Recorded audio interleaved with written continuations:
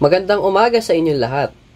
Ako nga pala si Jesse Francis Arsenio at ituturo ko sa inyo paano magbukas ng isang Canvas account gamit ang iyong laptop. Ang unang hakbang ay pumunta sa www.instructure.com/canvas/login.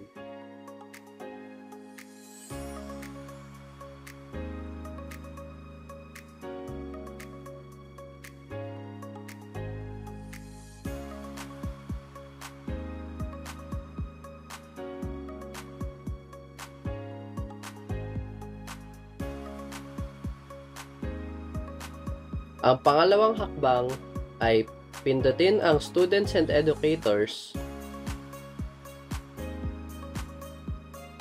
Sa loob ng Search School/District, ilagay ang paaralan at pindutin ang klaseng account na ilalagin.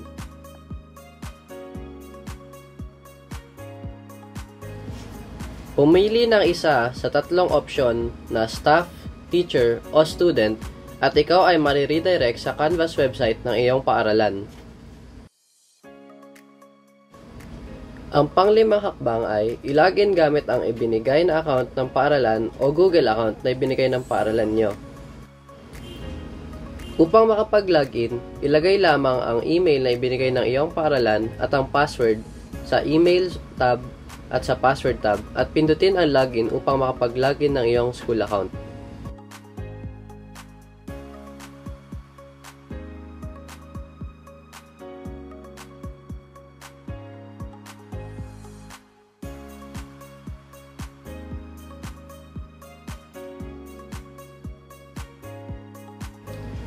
Kung Google account naman ang ibinigay ng iyong paaralan, pumunta lamang sa www.google.com. Sa loob ng google.com, pindutin ang sign in button sa kanang itaas ng iyong screen at i-sign in ang iyong account. Una, ilagay mo ang iyong email. Pagkalagay mo ng iyong email ay pindutin ang next button upang makapaglagay ng password.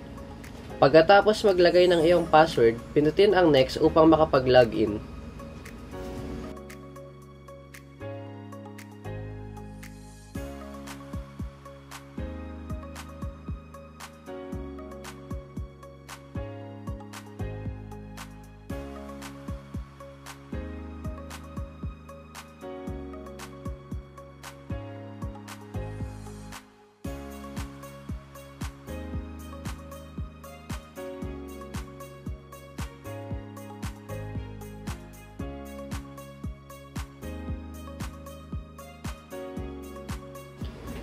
Pagkatapos makapag-login sa Google, bumalik lamang sa Canvas website ng iyong paaralan upang pindutin ang Sign in with Google option at pindutin ang iyong school account na nilogin gamit sa Google.